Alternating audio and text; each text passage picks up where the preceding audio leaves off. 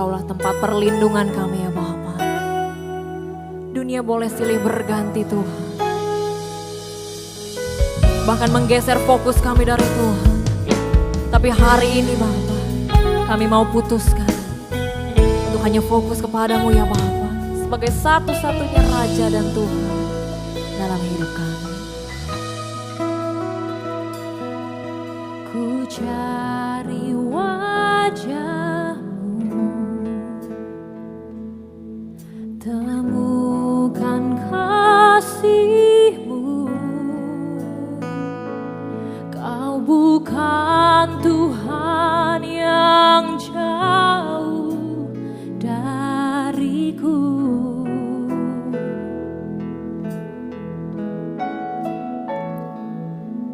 Ku panggil nama-Mu, ku dengar jawab-Mu. Kau Tuhan yang selalu dengar seruan hatiku.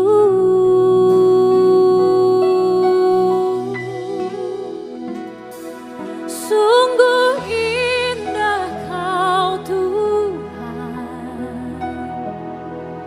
penuh kasih dan sayang.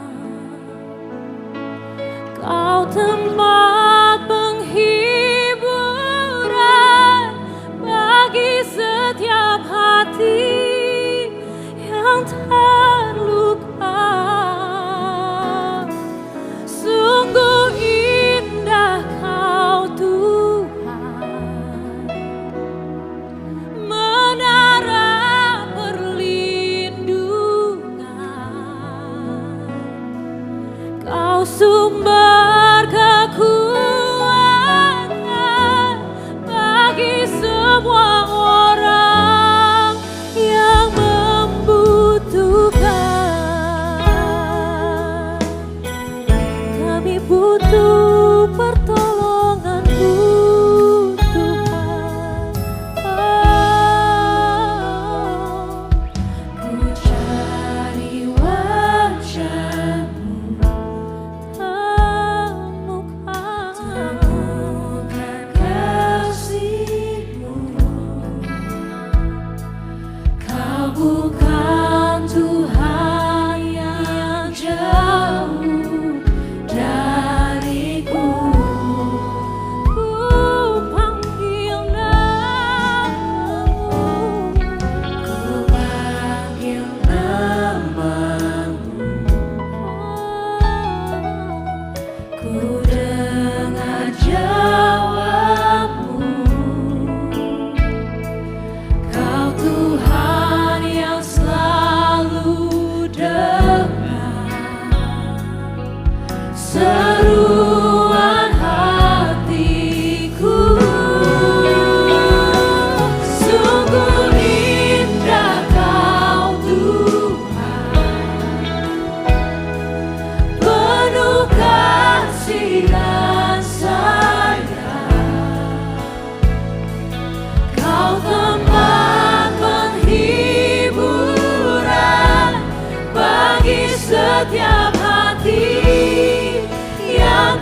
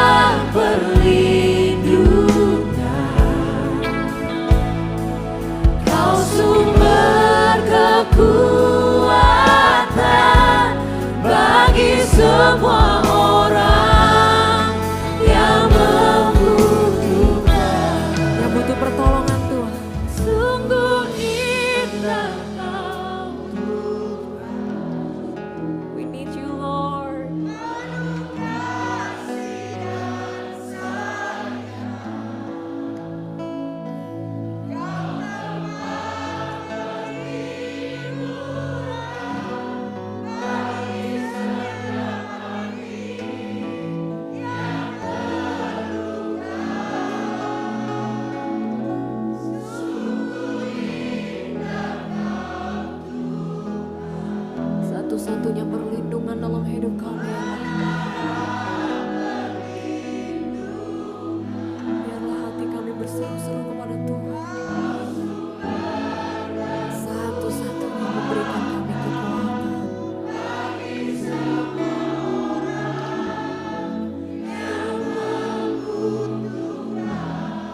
Mari rasakan hadiratnya. Sungguh indah Kau Tuhan. Penuh kasih dan sayang.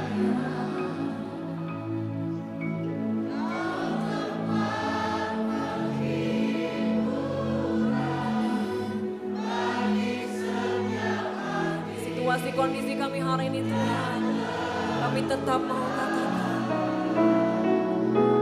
sungguh indah Kau Tuhan. Amin. Menara perlindungan, Kau sumber kekuatan bagi semua orang yang membutuhkan. Mari angkat tanganmu sama-sama kita nyanyikan. Sungguh indah Kau Tuhan, penuh kasih dan sayang. Kau tempat penghiburan bagi setiap hati yang terluka. Sungguh indah Kau Tuhan, menara perlindungan. Kau sumber kekuatan bagi semua orang yang membutuhkan. Sumber kekuatan, sumber penghiburan, sumber penghiburan, sumber kekuatan, sumber kekuatan bagi semua orang yang membutuhkan.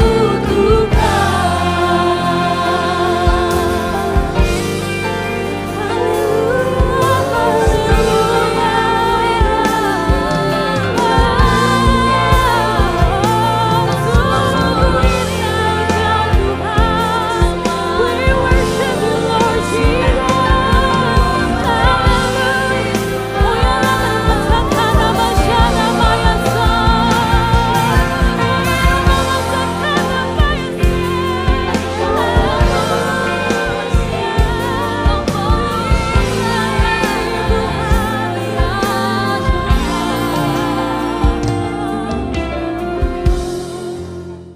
Salam Pak Hikman, salam teman-teman semua. Terima kasih untuk kesempatan hari ini. Kami akan mempresentasikan tentang eksegese PB dalam penafsiran terhadap Yohanes 11 ayat 1 sampai 4. Kami bertiga, saya, Peter Owen, dan Pak Tommy Ferdinand Baru. Oke, boleh di next slide.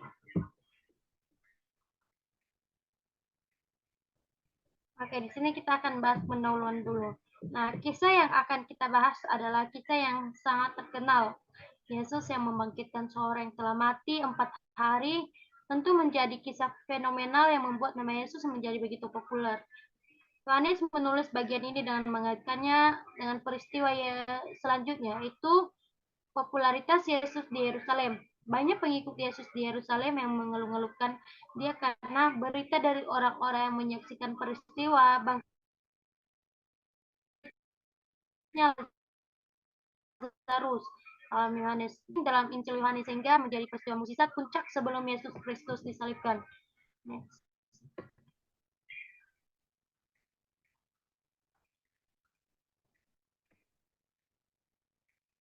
Yesus mengatakan bahwa penyakit ini tidak akan membawa kematian, tetapi menyatakan kemuliaan Allah. Dua perbandingan yang sangat tidak lazim. Apakah lawan kata kematian itu kehidupan? Tetapi Yesus Kristus justru mengatakan bahwa lawan kata kematian adalah kemuliaan Allah. Yohanes 11 ayat 4. Kemuliaan Allah dinyatakan, itulah lawan dari kematian. Dengan demikian, kehidupan yang memuliakan Allah adalah kehidupan yang sejati, bukan kehidupan yang telah kehilangan kemuliaan Allah adalah sama dengan kematian. Hidup tetapi mati. Lazarus sakit dan dia akhirnya mati. Yohanes 11 ayat 13. Lazarus mati. Ya, jika demikian, mengapa Yesus mengatakan bahwa penyakit Lazarus tidak akan membawa pada kematian? Karena Lazarus akan mempermuliakan Allah dengan menjadi contoh dari kebangkitan di dalam Kristus. Oke, boleh di next slide.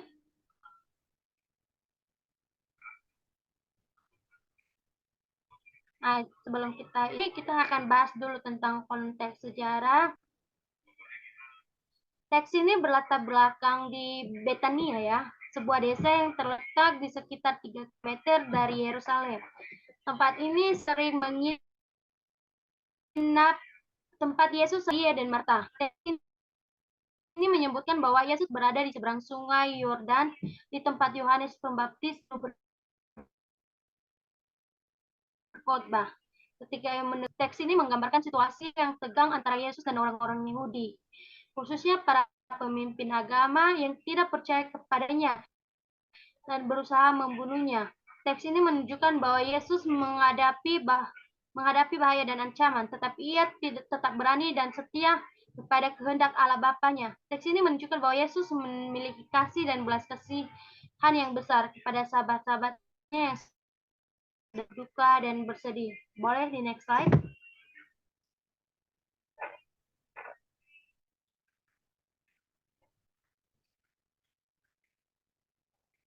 Boleh di next slide, Wan?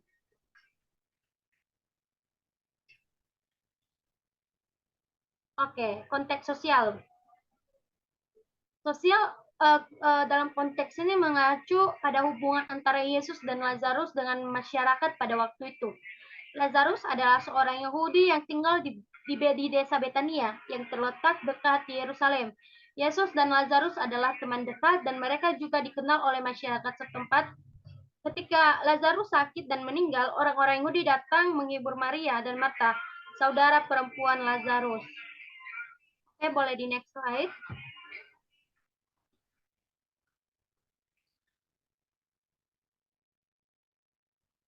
Nah, di sini yang nomor ketiganya itu adalah kita akan bahas tentang konteks budaya. Budaya pada konteks ini mencakup adat istiadat, kepercayaan, dan praktis yang terjadi pada waktu itu. Ketika Lazarus meninggal, ada kepercayaan di kalangan orang Yahudi bahwa jika seorang terus tinggal bersama tubuhnya selama 3 hari sebelum akhirnya benar-benar meninggalkannya. Hal ini memberikan makna khusus pada kebangkitan Lazarus ketika Yesus memanggil dia kembali ke kehidupan setelah meninggal selama 4 hari. Oke, boleh di next. Sekarang masuk pada konteks yang terakhir yaitu konteks teologis. Konteks teologis ini adalah konteks yang berkaitan dengan rencana penyelamatan Allah melalui Yesus Kristus. Dalam perikop ini, Yesus menunjukkan kekuasaannya untuk mengatasi kematian dan membawa kehidupan baru. Mengilustrasikan bahwa keyakinan Kristen bahwa kehidupan kekal dan kebangkitan akan datang bagi mereka yang percaya kepada Yesus. Oke, boleh di next slide.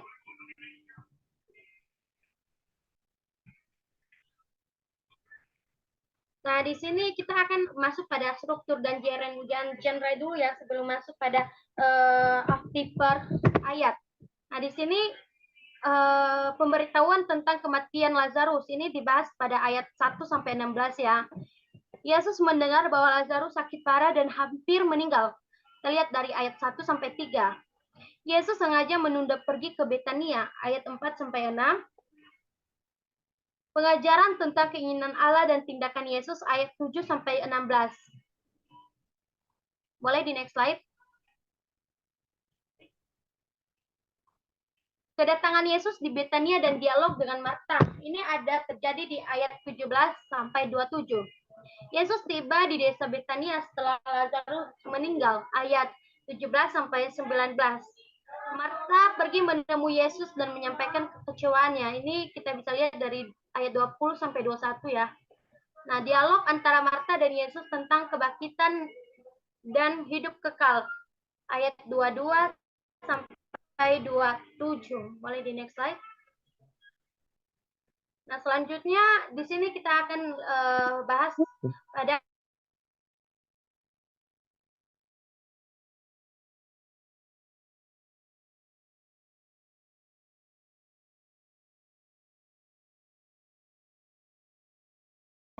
dialog antara Maria dan Yesus tentang kematian Lazarus ayat 32 sampai 37. Saya boleh di next slide, Tuan. Nah, di sini pembagian yang keempat adalah membangkitkan Lazarus dari kematian, ayat 38 sampai 44. Yesus tiba di kuburan Lazarus dan merasa sedih. Ini ada terjadi di ayat 38. Perintah Yesus kepada para saksi untuk menghilangkan batu penutup kuburan. Ini dalam ayat 39 sampai 40. Yesus berdoa kepada Bapa dan memanggil Lazarus keluar dari kubur.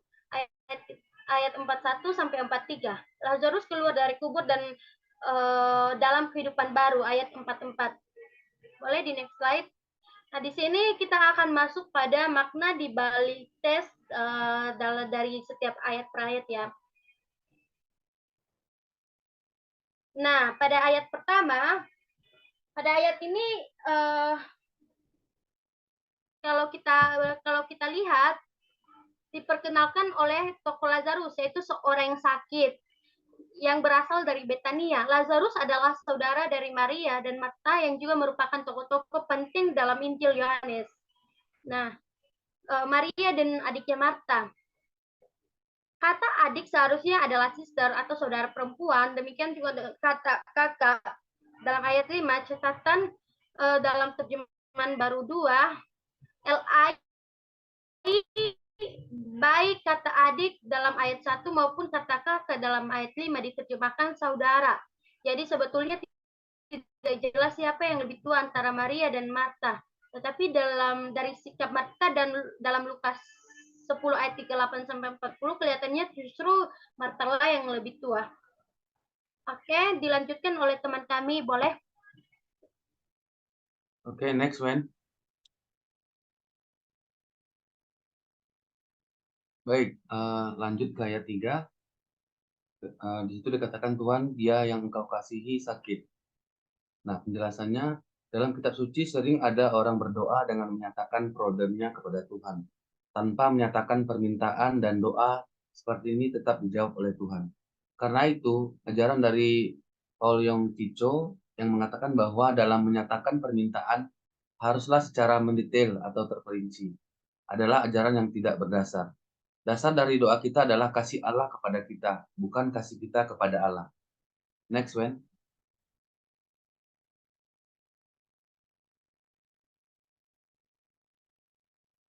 Nah, di ayat keempat, penyakit ini tidak membawa kematian. Kata-kata ini tidak salah, karena sekalipun Lazarus mati, tetapi Kristus membangkitkan atau menghidupkannya kembali.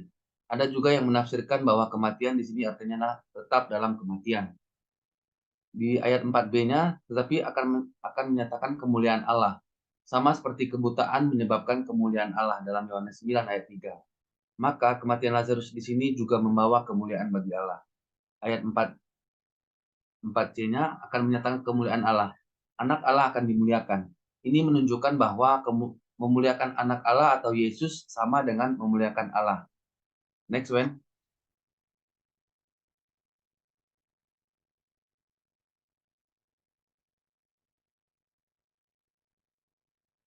Ayat 5-7, Yesus memang mengasihi Marta dan kakaknya dan Lazarus. Bagian ini tidak mengatakan bahwa Yesus mengasihi mereka, tetapi Yesus memang mengasihi Marta dan kakaknya dan Lazarus. Jadi mereka itu disebutkan satu persatu. Ini menekankan kasih Yesus secara individu bukan secara kolektif. Kata kakak di sini harusnya adalah saudara perempuan. Nah, lalu santainya Yesus ini menunjukkan bahwa apa yang urgent atau mendesak bagi kita seringkali tidaklah urgent bagi Tuhan. Sebaliknya, apa yang urgent bagi Tuhan seringkali kita anggap tidak urgent. Sehingga kita terus menunda dalam pelaksanaannya. Misalnya dalam menginjili seseorang. Next one. Nah, di ayat ke-8, kelihatannya murid-murid mengkhawatirkan Yesus. Tetapi Calvin berkata bahwa mereka sebetulnya mengkhawatirkan diri mereka sendiri, bukan mengkhawatirkan Yesus. Jadi mereka tidak mau mengalami salib demi melakukan kewajiban mereka. Tetapi mereka membuat alasan seolah-olah mereka mengkhawatirkan Yesus.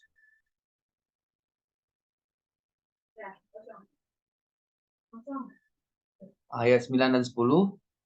Orang yang mentaati Allah atau melakukan kewajiban terhadap Allah seperti orang yang berjalan dalam terang. Jadi pasti aman. Karena itu Kristus tidak takut untuk pergi ke Betania dekat Yerusalem.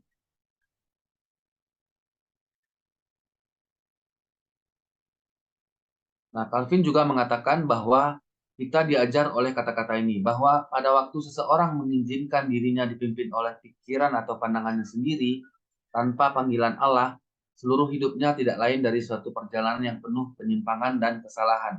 Bahwa mereka yang menganggap dirinya sendiri sangat bijaksana, pada waktu mereka tidak menanyakan pada mulut Allah, dan tidak mempunyai roh untuk memerintah tindakan mereka, adalah orang buta yang beraba-raba dalam kegelapan. Nah, ayat 11. Ayat 11, Wen. Mundur, Wen. Nah, ayat 11. Lazarus saudara kita. Di dalam NIV atau NASB, our friend Lazarus, sahabat kita Lazarus, sudah mati pun tetap disebut our friend atau sahabat kita. Yang keduanya telah tertidur. Yesus tahu bahwa Lazarus sudah mati. Ini menunjukkan kemahatauan Yesus. Lalu kematian bagi orang percaya sering disebut sebagai tidur. Next, Wen.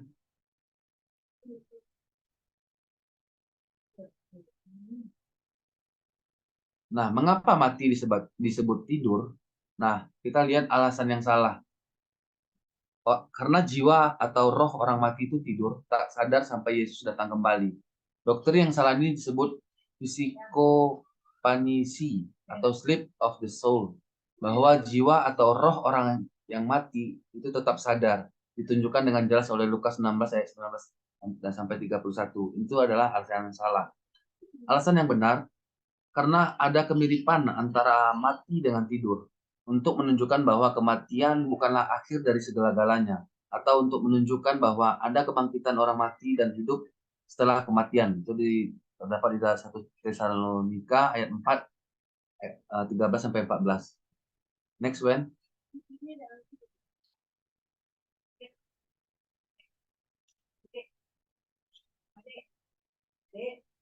Nah, ayat 12 sampai 13. Karena tidur itu baik untuk orang sakit, maka pasti ia akan sembuh. Kata-kata ini secara implisit juga mencegah Yesus pergi ke sana. Maksudnya kalau tidur ia akan sembuh, kalau sembuh buat apa kita pergi ke sana gitu. Itu maksud dari perkataan dari murid-murid. Lagi-lagi murid-murid salah tafsir tentang kata-kata Yesus ini.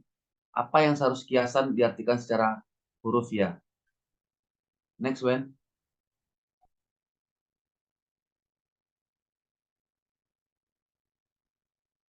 Ayat 14 dan sampai ke 15. Lazarus sudah mati, tetapi syukurlah.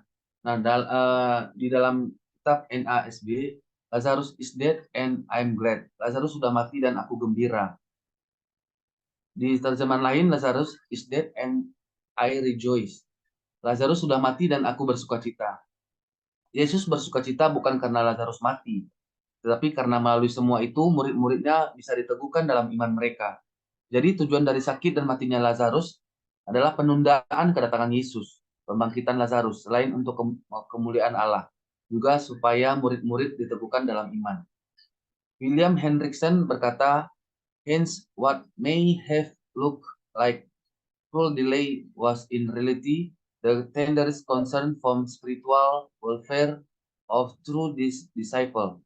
Jadi apa yang kelihatannya seperti penundaan yang kejam ternyata merupakan perhatian yang paling lembut untuk kesejahteraan dari murid-murid yang sejati. Next, Wen.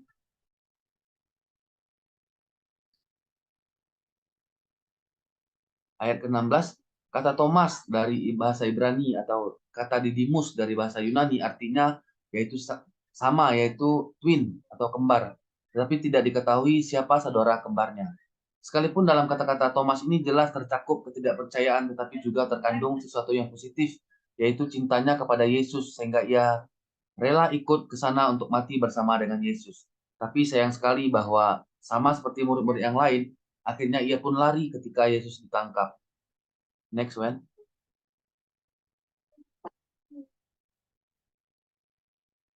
Nah, yang ke-17, Lazarus telah 4 hari berbaring di dalam kubur.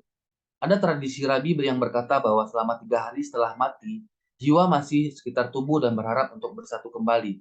Ini tentunya bertentangan dengan seperti ayat-ayat seperti di dalam Lukas 16, 22, 23, dan Lukas 23 ayat 43. Dengan adanya catatan 4 hari dalam ayat 17 ini, terlihat bahwa kalaupun pandangan rabi itu benar, Yesus tetap bisa membangkitkan orang yang telah mati lebih dari 3 hari.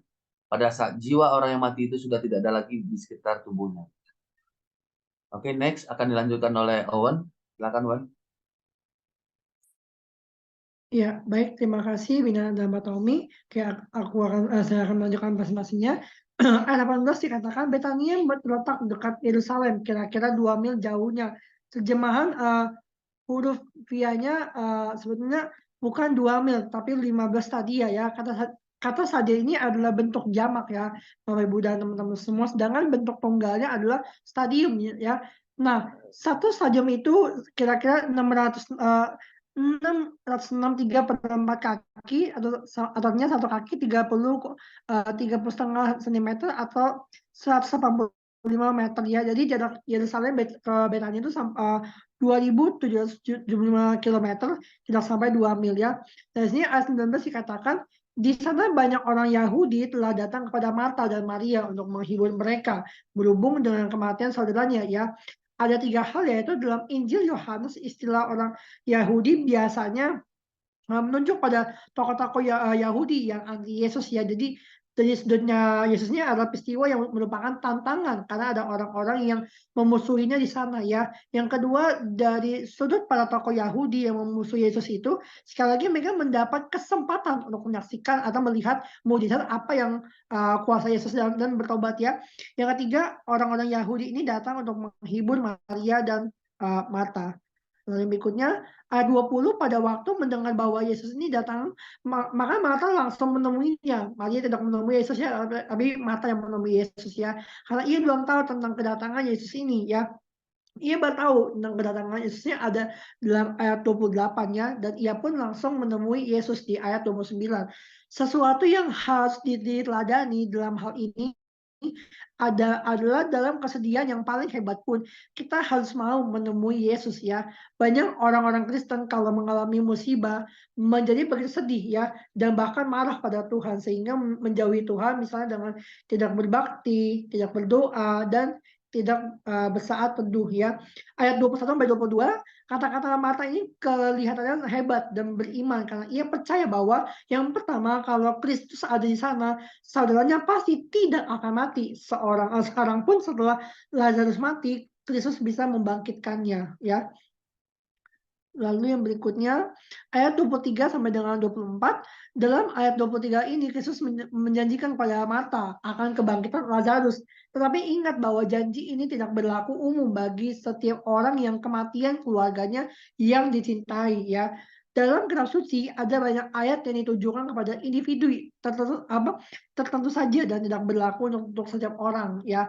Anehnya sekarang Marta justru tidak percaya. Ya, ini terlihat dari jawabannya dalam ayat 24 yang menunjukkan pada kebangkitan pada akhir zaman ya. Lalu Marta tidak bisa mempercayai kata-kata Yesus bahwa Lazarus akan dibangkitkan saat itu, dan karenanya ia lalu membengkokkan kata-kata Yesus itu dan mengarahkannya pada kebangkitan pada akhir zaman. Nah, ayat 25 sampai dengan 26 ini adalah kata-kata I am yang kelima yang diucapkan Yesus, karena di sini ia berkata I am the resurrection and the life. Akulah kebangkitan dan hidup ya. Yang kedua, akulah kebangkitan dan hidup, mempunyai arti jasmani ya. Karena kalau tidak ada arti jasmani ya, maka ayat 25 sampai 26 ini pun tidak akan cocok dengan jalur ceritanya. Jadi karena Yesus adalah kebangkitan dan hidup, ia bisa membangkitkan secara jasmani baik pada akhir zaman, nanti seperti yang dipercaya oleh Marta di ayat 24 tadi, maupun pada saat itu juga. Dan ini dibuktikan dengan membangkitkan Lazarus secara jasmani ya. Yang ketiga, tetapi jelas bahwa pada waktu Yesus menyatakan dirinya sebagai kebangkitan dan hidup, ia juga memaksudkannya secara rohani. Lalu berikutnya pada ayat yang ke-27 dikatakan terhadap pertanyaan Yesus dalam ayat 26b, maka dalam ayat 27 ini Marta lalu menyatakan pengakuan imannya ya. Yang ke ayat 28 sampai dengan 32, Marta lalu memanggil Maria, dan waktu Maria bertemu Yesus ia berkata, "Tuhan, sekiranya Engkau ada di sini, saudaraku pasti tidak akan mati." Dalam ayat 32b ya. Perhatikan bahwa ini sama dengan kata-kata Marta dalam ayat 21 tadi, dan bertentangan dengan kata-kata Yesus dalam ayat 15 yang tadi ya, bahwa Lazarus ini sudah mati, tetapi syukurlah aku tidak hadir pada waktu itu, sebab demikian lebih baik bagimu supaya kamu dapat belajar untuk percaya. Dari perbandingan ini terlihat bahwa baik bagi manusia sering tidak baik bagi Tuhan dalam Yesaya 55 ayat 8 sampai dengan 9 ya. Lalu berikutnya ya, pada ayat 32 sampai dengan 38, ayat 37 ini ia memelekkan mata orang buta. Tidak sanggupkah ia bertindak sehingga orang ini tidak mati? Nah, ada dua hal dikatakan sini ya. Yang pertama, orang-orang ini tahu kuasa Kristus ya, tetapi mengomel atau mencela Kristus karena ia tidak melakukan mujizat dan mencegah kematian Lazarus.